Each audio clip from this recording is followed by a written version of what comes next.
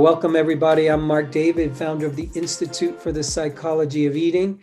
Here we are in the Psychology of Eating podcast, and I'm here today with Ella. Welcome, Ella. Hi, thank you so much for having me. I'm so glad you're here. Tell us where you're from I am from England in the UK. and how old are you? I'm 17. Wow. So adventurous young lady to be jumping in and doing a session like this. I'm very impressed. And just for viewers who are new to this podcast, Elle and I are going to spend about 45 minutes to an hour together. And we're going to see if we can use that time and help advance her in her journey with food and body. So, Ella, you tell me, if you could wave your magic wand and get whatever you wanted from this session together, what would that be? To gain a better understanding on maybe the reasons behind why I do what I do, which is binge and restrict, and possibly knowing why I do those things, it can help me realize how I can better help myself. Got it. So if you have a better understanding of why you binge and restrict, like why do I do this, then that understanding can help you stop doing it. Absolutely. Are you interested in losing weight? I've lost quite a lot of weight since I was 15. I think I've lost about 10 kilograms. I used to be at a school where I was quite unhappy. I had some friends, but I didn't have a lot of friends. I was very stressed out all the time, and stress eating was quite a big factor in my life. So I gained quite a lot of weight throughout my sort of high school years. And then during lockdown, I lost a lot of weight because I had the time to do exercise and watch what I was eating. But as I think it did for quite a lot of people, it spiraled. Got it. So when you binge and restrict, what might that look like? Give me an example for you of what binging and restricting could look like. See, it's probably not as bad for me as I know some people have it, but I have a lot of rules, and if I go over if I break a rule, then I sort of have this screw it mentality, and I'll just go and find everything I can to eat. Most often it'll be sweet treats because I have a sweet tooth. And I think my biggest binge has been 6,000 calories. Mhm.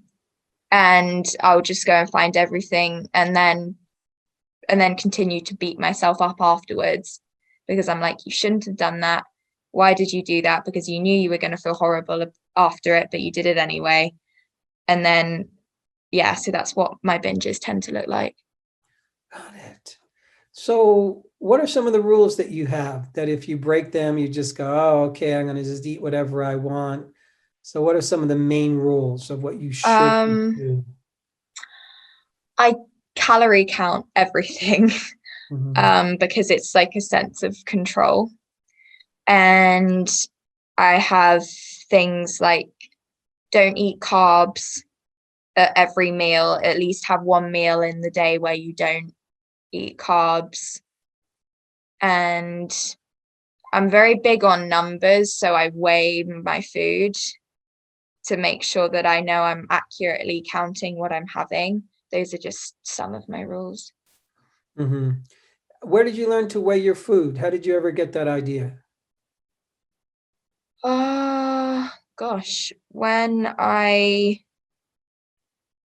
first started a weight loss journey back in the March of 2019, I got introduced to calorie counting, and they said an easier way to track what you're eating is to weigh it so that you know exactly what you're having. And I guess that maybe was just from looking it up on the internet and seeing how I could make it easier for myself. So do you weigh yourself? Yes, I do. I didn't used to, but as of a year and a half ago, I would weigh myself weekly. And then since lockdown, I guess this year, since March this year, I was weighing myself every single day until September started and school started, and then I was back to once weekly. But I am quite an avid weigher. Mhm.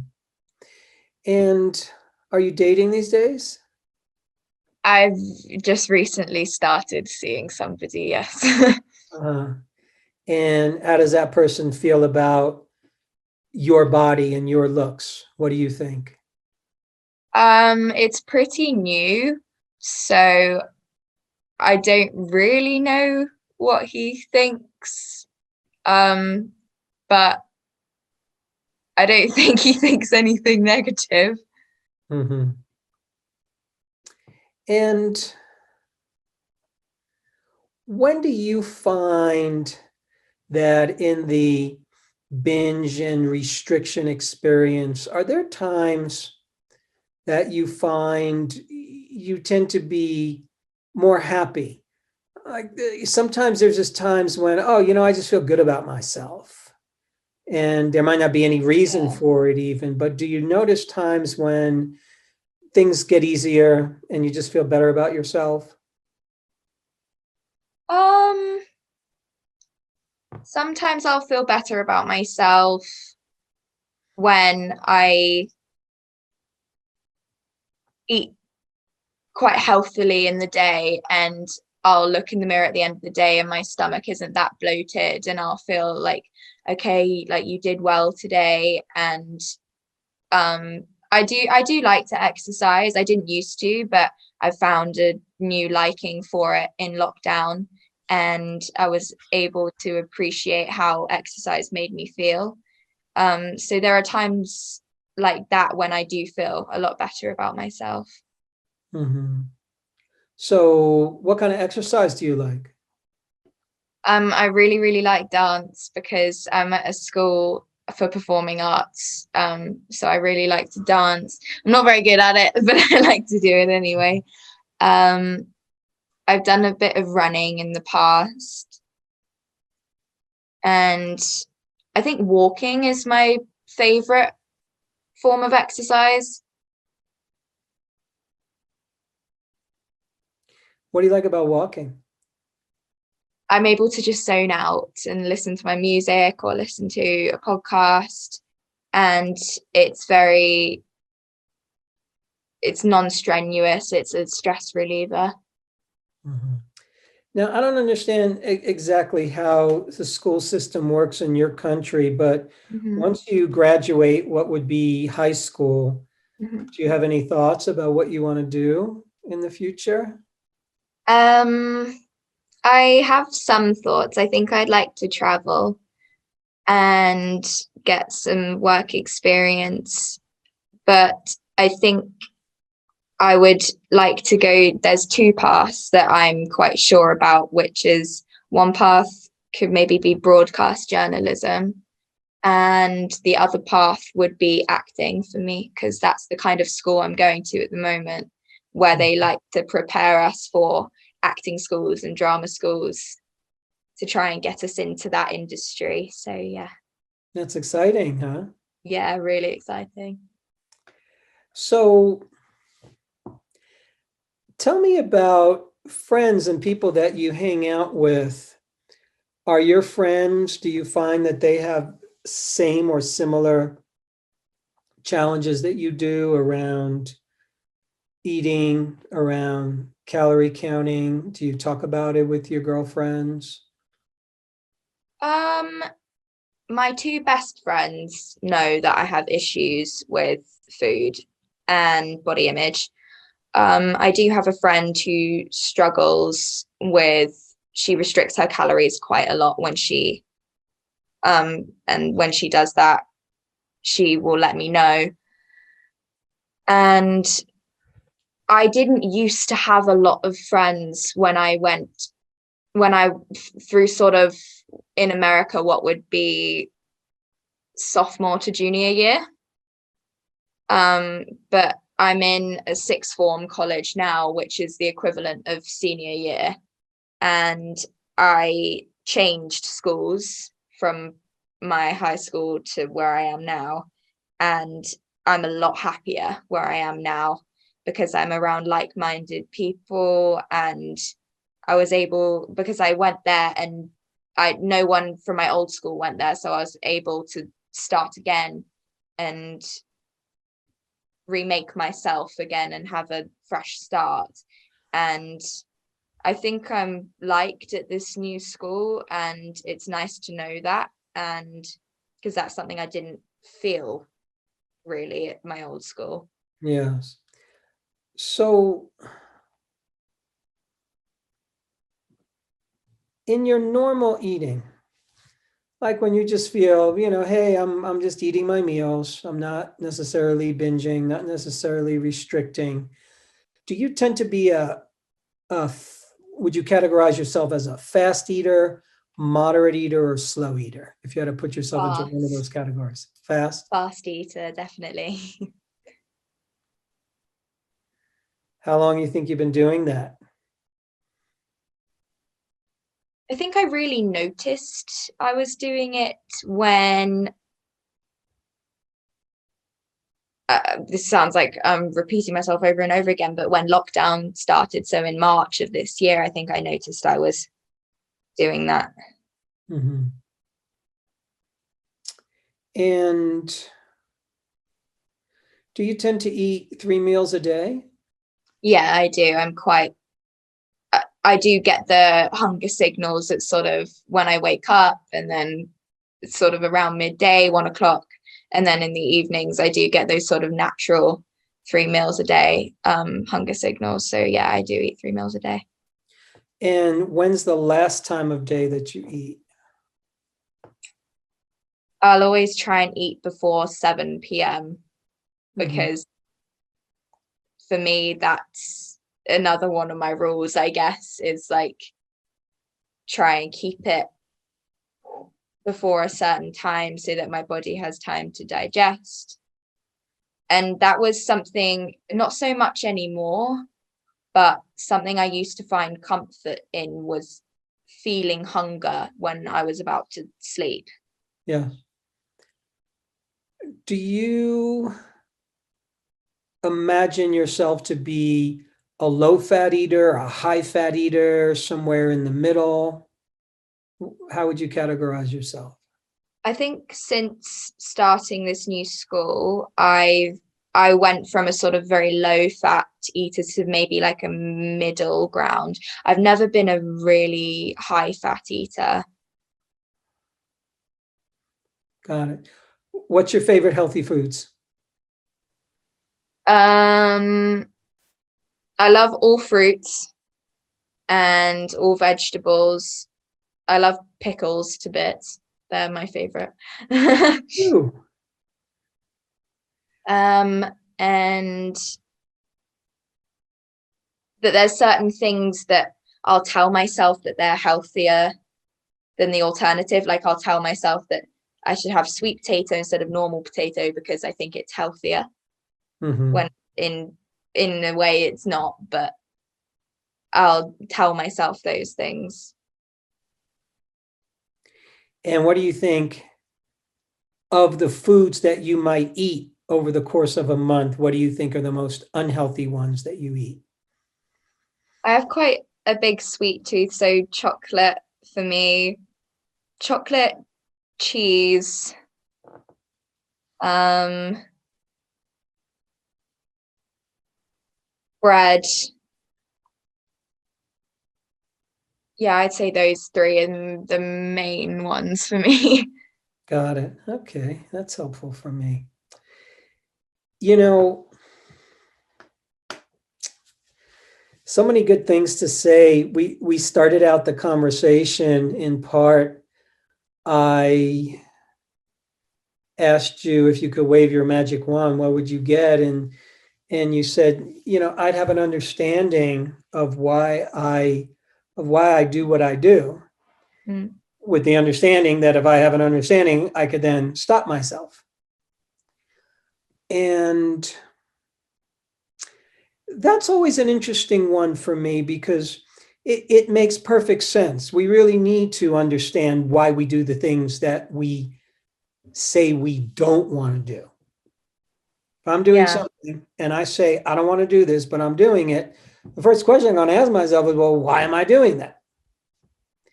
And what I want to say is there's a place where that question doesn't always further the action. Why am I such an emotional person? Some people are more emotional than others. Why can I be so mean? Some people are meaner than others. Why can't I focus? Well, some people have a challenge focusing. mm. Um, whatever it is.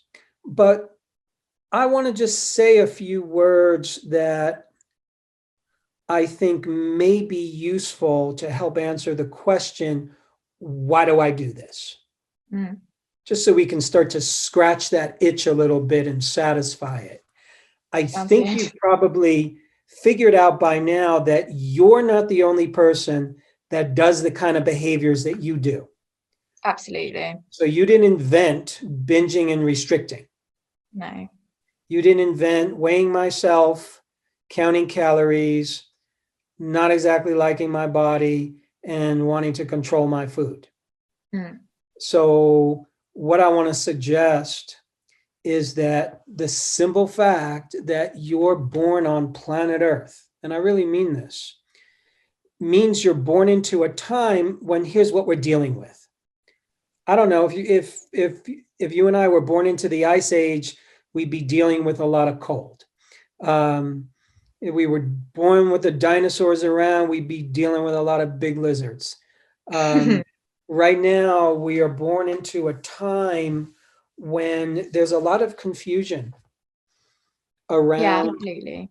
just confusion around our relationship with food and body. And we pick up what we pick up around food and body from the environment. Mm. And the environment doesn't just mean your friends and the people that you notice, the older people, the younger people. We pick it up from the media. We pick it Yeah. up from so many different places and we absorb it. And I think it's especially useful for you as a young person, as a 17-year-old, to really get as quickly as you can that there's a place where there's nothing wrong with you. Mm. There's a place where you were born into a world that if you told me, if we were having this conversation and you said, Mark, I love my body, have no issues with food, none of my friends, none of my girlfriends have any issues with food, I'd say, wow, that's pretty good. Yeah. Because it's hard to be a female in this world and escape having some type of food and body challenge. So in so many ways, I just want to alert you that it doesn't mean there's something wrong with you. To me, Right. it's more like there's something wrong with the world, Yeah. and we have to take responsibility and fix it in ourselves somehow. Hmm. So yeah, if it's freezing cold outside, I can complain all I like, but at the end of the day, I'm the one who's responsible for making sure I get warm clothes and I stay Yeah. healthy.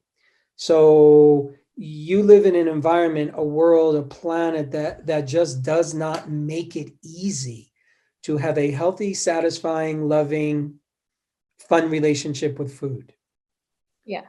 So then, from there, I ask myself the question, okay, well, what are some of the key strategies to do so that a person can liberate themselves from constantly worrying about food, or worrying about the body, or worrying about gaining weight? Like, what do I need to do so that those behaviors don't have a reason to exist? Mm. So I'm always going on the assumption, Ella, that there's nothing wrong with you. Like literally, there's nothing wrong with you. And I get there's something you want to change. Yeah. And that's part of your journey. So part of your Mhm. journey is, okay, who do I have to be as a person so that these eating behaviors don't have a place to live and they can't breathe, and my unwanted eating behaviors just get starved Right. because you're being, to me, the person that you're meant to be.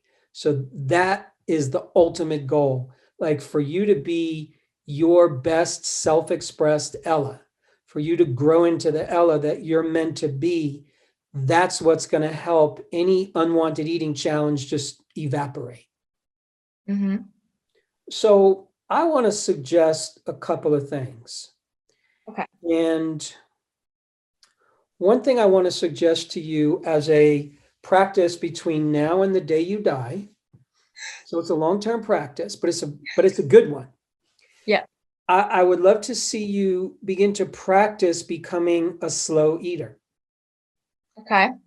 Now, by slow, I mean present, I mean aware, I mean pleasured, I mean nourished and sensual. Food is a, we love food, you love food because it's a very beautiful experience. It gives you a lot of pleasure.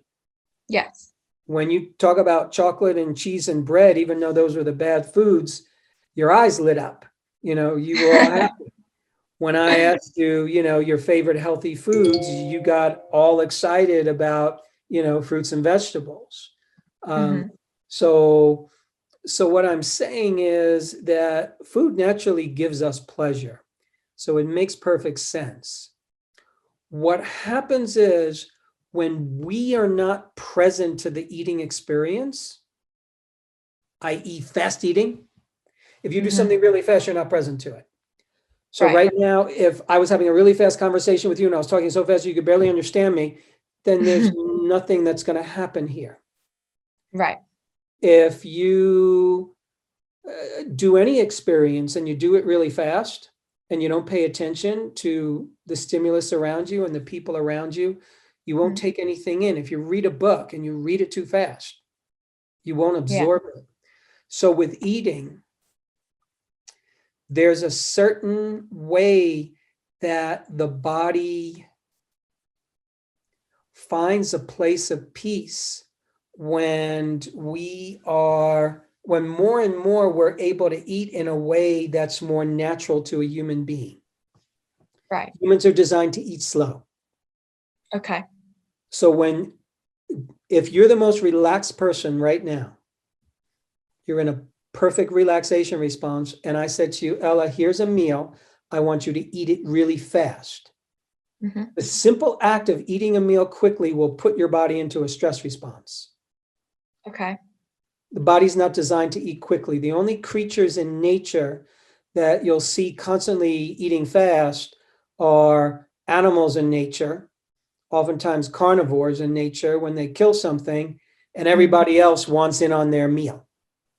Mm-hmm. And if you ever just watch YouTube videos of animals in Africa, eating is a very challenging experience because after they finally find something to eat, every other creature in the jungle wants to eat it too. Yeah. So you have to eat it fast, and you're eating in a stress response, and you're eating and you're trying to defend yourself. And when we're in a stress response, we don't register pleasure. We don't register satisfaction. Mm-hmm. And when we eat in that stress response, i.e., eating fast, and you don't get pleasure and satisfaction, it will have us returning to food even more. Okay. So I'm not going to say this is going to solve all your problems, but I'm going to say that long term, it's going to put you in the sweet spot for having an amazing relationship with food Yeah. and for helping these eating challenges slowly die. Because on another hand, what you're doing is you're making friends with food. Yes. Anytime you and I encounter an enemy, we want to get rid of that enemy fast. So if I'm encountering an enemy, I want to run or I want to fight it and beat it up. Mm-hmm. We want the experience called enemy over with really quickly. Mm-hmm. because it's dangerous. Well, there's a part of you that's going to look at food as the enemy. Yeah. Why? Because these foods are bad for me, so they're the enemy, or these foods make me fat, or too much of these foods make me fat. So that food's going to look like the enemy. Yeah. Now, here's the weird thing. When you perceive an enemy, your body goes into a stress response. In that stress response, our calorie burning capacity goes down. Okay. Our digestive capacity goes down. Our appetite is deregulated. Okay. So when you and I are stressed out, our appetite gets skewed. For about 85% of people, when they're in a stress response, they'll tend to eat more. About 15% of people will eat less. And some other combination of people will either do one or the other, depending. So all I'm saying is I want you to be able to slowly make friends with food. Slowly. Yeah. Not going to happen over time. So that's the practice of slow eating, but slow always means, oh, how does this taste? Oh, I'm eating this. Let me get the full value from this. Yes. It's almost as if you're on a date with your boyfriend, you're not going to put on your headphones, listen to a bunch of music, and not pay attention to the conversation. You won't really create any connection. Same with food. You want to be present to the food. You said something earlier in the conversation, very early on, that, and I'm paraphrasing, but you used the word control. And you said that, some of these behaviors that you do around food, it gives you a sense of control. I weigh my food. That's control. I count calories. That's control. Yeah. So what do you tell yourself? And there's no right or wrong answer to this question. What do you tell yourself about control? Like, why would a person want to control that? I think when I've always been that person who, if there wasn't one thing to worry about, I would find something else to worry about. And it's sort of the same thing. If I can't control one thing, I'll control another thing. And I think it gives me a sense of security. I think that's what control is for people. I think it makes people feel safer because they feel like they're not going to lose, if that makes sense. Yeah. Brilliant. Perfect. So if I have a sense of control, no matter what I'm controlling, controlling my dog, sit, stay, jump, it gives me a sense of power. It gives me a sense of I feel good.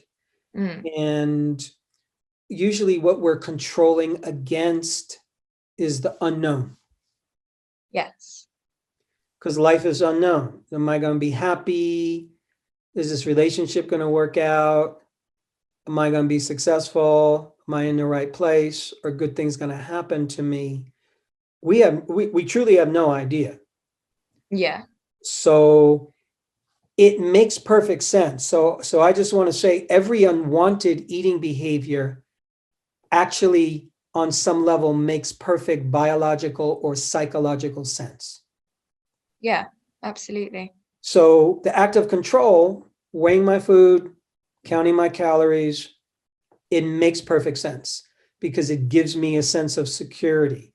Where you're ahead of the game right now is that there's a part of you that definitely understands, oh, this is just giving me a sense of control. That's what this does for me.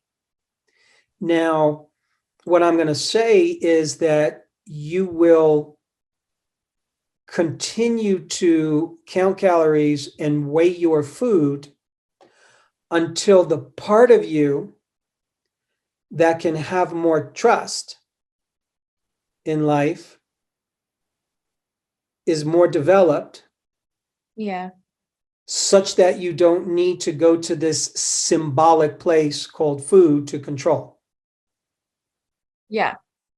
So we use food. So many people, we use food as a symbolic place of control. If you watch any new parent with their young child. At some point, a kid figures out that even though the parents are the big people and they control everything, the first time the kid goes, I don't want to eat that, and they throw it on the floor, kid realizes, whoa, I got some control here. Mommy and Yeah. daddy are picking the food off the floor and I'm crying and complaining, and now they gave me something else. So food is actually, for most humans, the first place where we learn to gain some power. Because if you spit something out, if you complain to mommy and daddy, I don't want that, mommy and daddy do something, generally speaking. Yeah, So we learn from a very, very early age that food gives us some sense of control. absolutely. So there's the wisdom in that. And what you're going to be doing is you're going to be reminding yourself as you journey through the rest of your teens and into your 20s, just remind yourself that, okay, I know I'm using this to have a sense of security and control. And what else? What else helps give a person a healthy sense of security? Um, I, I guess a good environment in which they are in. I'd say that would, if I didn't have the control, I would say having a secure environment that isn't going to diminish anytime soon would also give me a sense of security. Yeah, yeah. Yeah, so I would start to look at the places where you are getting a sense of security, or you can contribute more to getting more security. So yeah, how do I enroll my environment in giving me more security? Who are the people? Who are the friends? What are the relationships that help ground me and give me that sense of security? Anything else you can think of that would give you a sense of grounding and security and trust? And again, there's no right or wrong answers here. We're just exploring. Mm. Going back to what you said about the unknown scaring us, I think a big thing for me is if I knew I wasn't going to gain weight, or if I knew that I was going to be okay, I think oblivion gives me a sense of a loss of control.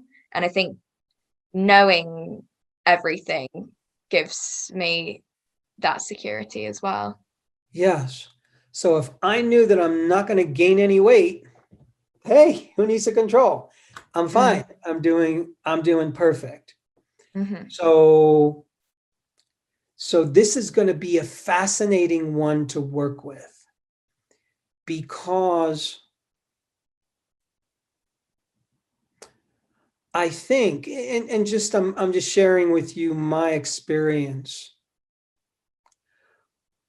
There's never going to be a guarantee. Gosh, if I knew I was going to be making $5 million every year, I'd be fine. Mm.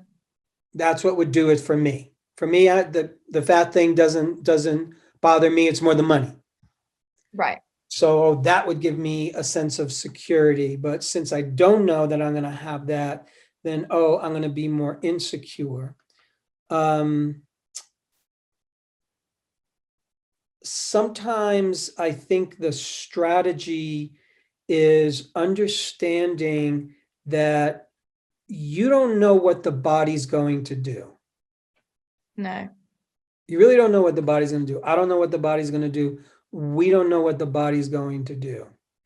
If I'm constantly bracing against my body and bracing against food and worried, upset, stressed, I want to go back to the physiologic stress response. When we're under stress, and that's a mental emotional stress, Mm-hmm. that literally creates a physiologic stress. It literally creates a biochemistry in the body. where there's increased insulin, increased cortisol, increased stress hormones. Increased Right. cortisol will signal the body to store weight, to store fat, and to not build muscle, just because of stress. Mhm. In a very typical laboratory study, you take a group of mice, and in one cage, you give the mice a nice, healthy mouse lifestyle. They have all Mhm. their little exercise equipment, they get their mice food, and there's no stress. Then you have another cage, and the exact same strain of mouse, the exact same toys, they get the exact same amount of food. The only difference is in the second cage, they stress the mice. And the way they do that is it's a metal cage and they intermittently shock the cage. So here you are, you're Okay. hanging out, you're being a mouse, you're playing on your wheel, and all of a sudden you get this intense shock. Yeah. As it turns out, after a month or so, the mice in the stressed, shocked cage, even though they're eating the exact same amount of food and they're doing the exact same amount of exercise, they gain weight Right. Yeah, that says a lot. because it's biochemically driven. Right. So, what I'm hinting at for you and what I really want you to hear is that the old model of calories in, calories out is inaccurate. Right. You can put people on a medical fast. They don't eat for a week and they can gain a pound. That Right. supposedly defies science. But what happens is when the body's not sensing enough food, it thinks it's on a desert island. So metabolism automatically slows down, which is a brilliant survival mechanism. Your body wants to save you. Right. So, what I'm saying to you is the best metabolism for you to have so you can be the best calorie burning machine is to be relaxed and trusting. Right. This is ultimately, I know you're not Yes. going to step there overnight, but I just want to put those concepts in your mind Yeah, absolutely. that That makes total sense. the more you and I can start relaxing around food, the more our metabolism becomes its natural self. Right. So I want to also mention to you this part of you that's all or nothing. Okay, so I have these rules, and as soon as you break a certain rule, it's just like, okay, I'm just going to throw it all out now. Yes. Now, I'm going to tell you just I'm going to fast track this and say to you the all or nothing kinds of clients that I've seen over the years is very common. Hmm. But once again, you didn't invent that strategy. All or Yeah. nothing is extremely common, and all or nothing continues forever until we stop it. And the way we stop it is we begin to see that the strategy itself, it's a mental strategy. It's a strategy in the mind. The mind says, here's the rule. This is the one true rule. If I break this rule, I'm screwed. Right. If I break this rule, everything goes wrong. So if I break this rule, heck, I might as well do nothing right because this was such an important rule Hmm. that why even bother? Yeah. So what I'm suggesting is that if we were working together every week, I would break down with you what your rules are, what your specific all or nothing rules are, and it might be good for you to write those all down. Hmm. There's a good little homework assignment. Just journal all of your food rules, Right. especially the food rules that when you break them, you jump to the other side and go, might as well eat all the chocolate I want anyway now. Yeah. And notice if you can choose a middle ground. Okay. And choosing a middle ground means, what if chocolate, cheese, and bread weren't bad, but chocolate, cheese, and bread were the foods that you wanted to limit more and you wanted to moderate them more? Now, I don't know if you've been to France. They eat a lot of bread, they eat a lot of Yeah. butter, they eat a lot of chocolate, they eat a lot of cheese, and Yeah. they can be pretty thin. Yeah. I've been noticing that. I've noticed that since the 1970s. It blew my mind. American women were all worried about eating fat and bread and sugar, and the French women were just doing it up. So part of it is understanding moderation. Absolutely. And I can include this, and here's where slow eating comes in. When you eat the bread and you eat the chocolate or you eat the cheese, your job is to thoroughly enjoy it. Mm-hmm. Pretend you're a French woman and you just enjoy it, you love it, you savor it. Because if you're doing that, you're in a state of relaxation. And the relaxation response is when you do your best digestion, your best assimilation, your best calorie burning, and your best natural appetite regulation. That's the Right. relaxation response. So Mm-hmm. you're relaxed and you're eating it, you're digesting it fully, Yeah. which then you get the experience that you want. You see, when you're eating bread, cheese, chocolate, you want a certain experience. Those foods are highly pleasurable. Yes. We eat them for a reason. They give a very powerful pleasure experience in the body. So you're wanting that pleasure. I don't blame you. What I'm suggesting is it might be interesting to work into your diet X number of times a week where you have those foods. Yeah. Because It's it's a actually it's a part middle of the ground. meal plan. Yeah. How does Absolutely. that sound to you when I say that? Does that make you scared? Does it make you crazy? Um, no, I think that sounds like a good idea because I think for me, especially with the sort of all or nothing mentality that I have, finding that happy medium in the middle is very important and something that I've realized now that I need to implement in order to break the habit. Yeah. Another way to say all or nothing mentality is black and white thinking. Yes. These foods are good, these foods are bad. Hmm. If I eat the good foods, what am I? I'm a good person. But what if you eat a bad food? That tends to mean we're a bad person. So, what the mind does when the mind hears, I ate a bad food, when the mind thinks I ate a bad food, what it really says to itself is, I'm a bad person for eating that food. Mm. And because of the nature of the mind, we will always look to punish badness. Yes. We want to punish bad people. That's a good thing to do. But oftentimes that bad person is ourselves, and we're punishing ourselves for doing something bad that technically really wasn't bad to begin with, but we Mm. labeled it as bad. Yeah.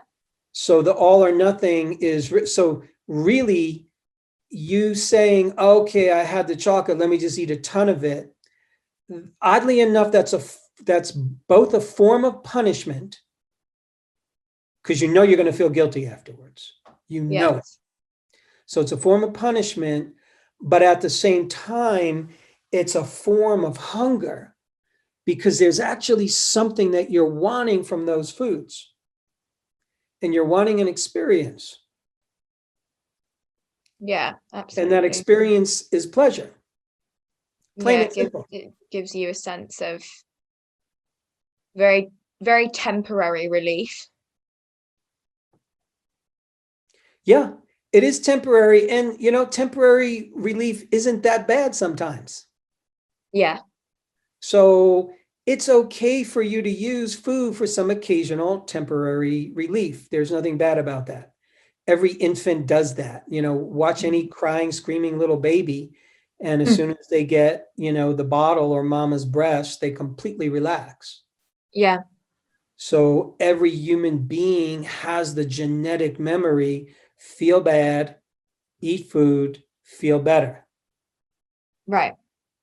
So your job over time is to not have to be perfect.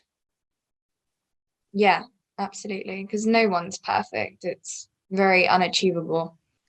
Oh, and usually when we're going for perfect, it is 100% predictable that we're going to end up punishing ourselves. Absolutely. You try to be perfect with food and you're perfect for a week, I promise you the next week you're going to be punishing yourself Yeah. because we can't stay perfect. Oh my God, I ate this, I ate that. And there's either the perfect foods or the bad foods. I eat the bad foods. I'm a bad girl. What do you do to bad girls? You punish them. How do you punish them? Let's say you restrict more, or you eat more of the bad food, or you have more guilt. Yeah. So, to me, what you're learning to do is just see how the mind works around all of this Mm. and start to do the little practices that are going to help you undo this powerful kind of thinking that's hard to let go of. Yes.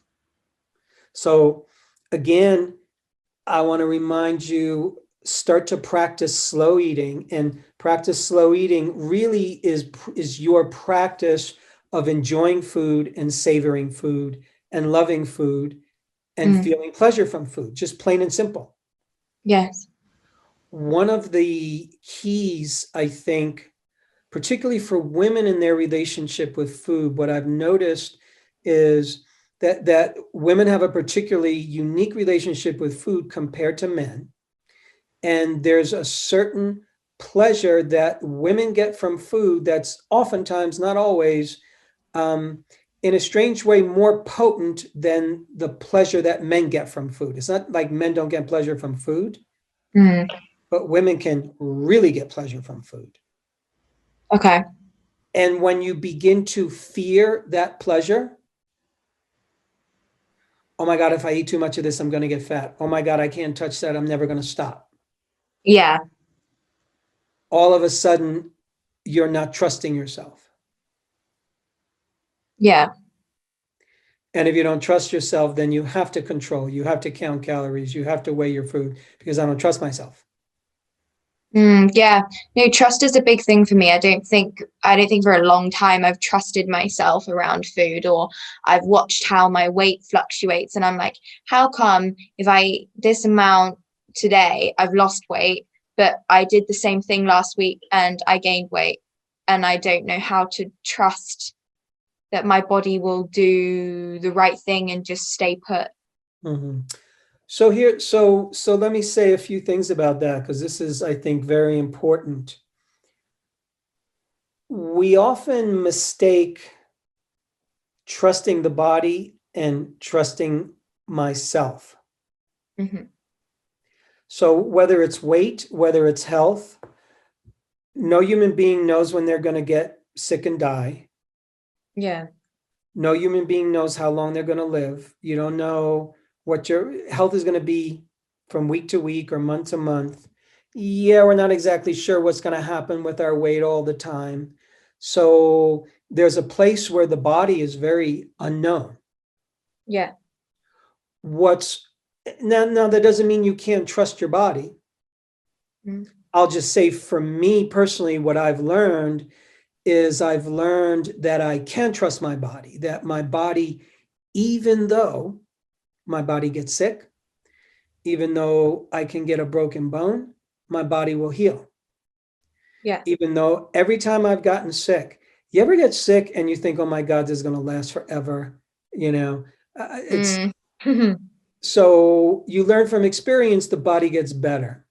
So Yeah. it's so part of it is trusting the body, but really what it's about, Ella, is trusting yourself, meaning this. trusting that if I gain a pound, I'm still going to love myself and I'm still going to stand by myself and I'm not going to punish myself and I'm not going to attack myself and I'm not going to think there's something wrong with me. Imagine what would happen if your best friends, every time they saw you, they said, Ella, come here, get on the scale. And they put you on the scale and they notice that you gained a pound since the last time they weighed you. And they say, Ella, we're going to punish you.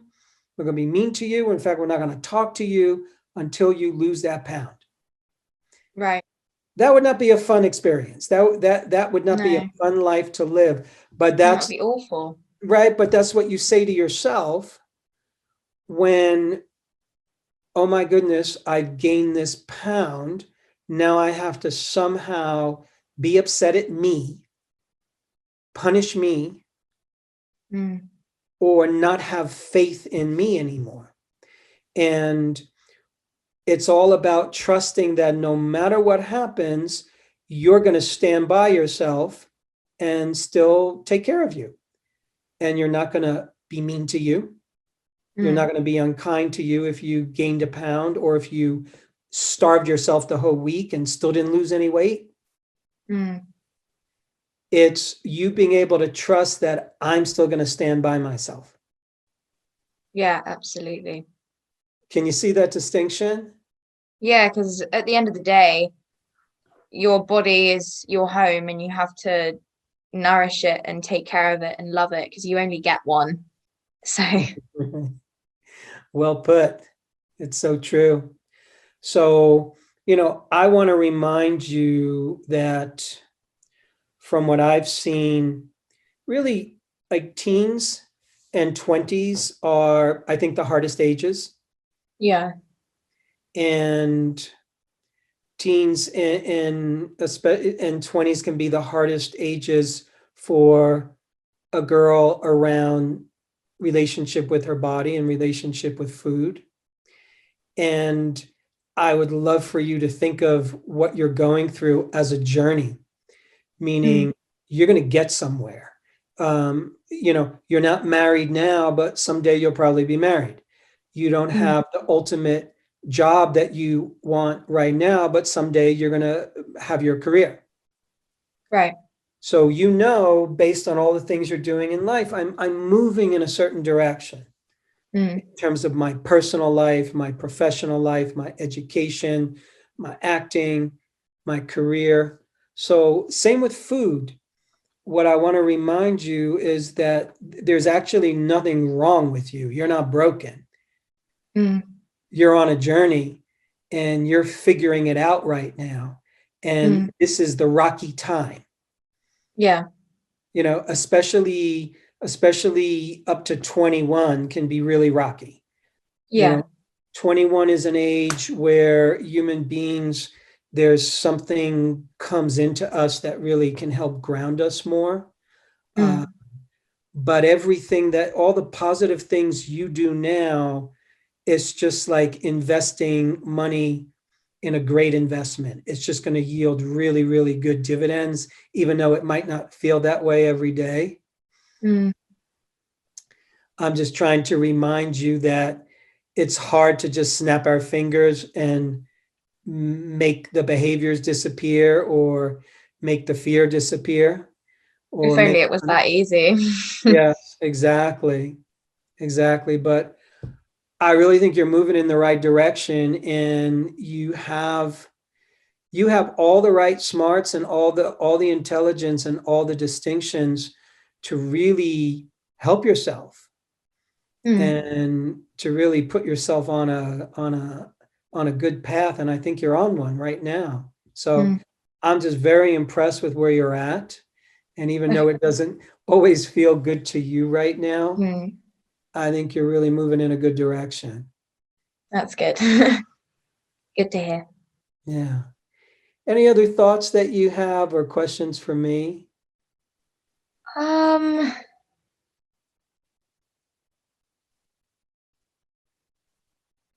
n- uh, Not particularly. I think we've covered quite a lot of things that are going on for me currently, and it's really, really helped my perspective on everything.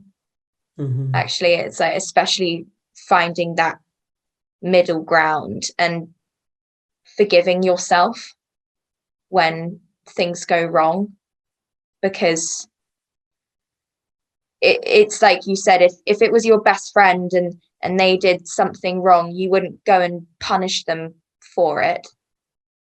You would say it's okay and you'd move on, and because you love them as your friend. And it's interesting how we can't do the same to ourselves, and we treat ourselves so poorly when we should be the people who we love the most. Right. So that's our job. Mm. Even though it's not easy to do that, that's our job.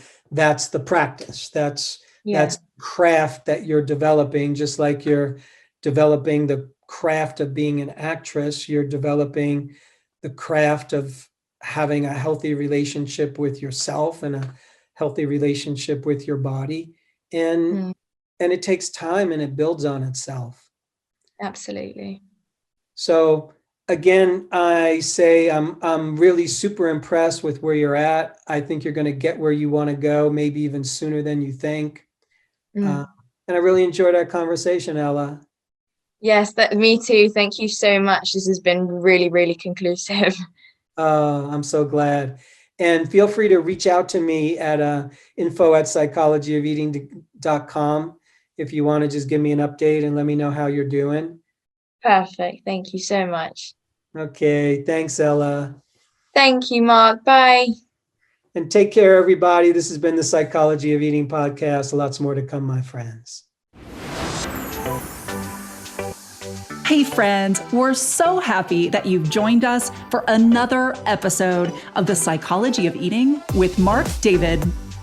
Are you loving these episodes? Then simply subscribe and you'll never miss an episode again. We'd also love it if you'd leave us a comment below so we can hear more about your own journey with food and body. And if you're curious about what we offer at the Institute for the Psychology of Eating, including our internationally acclaimed coach certification training that's rooted in dynamic eating psychology and mind-body nutrition, please head on over to our website, psychologyofeating.com. Until next time, take care. And remember, having the body you want starts with loving the body you have.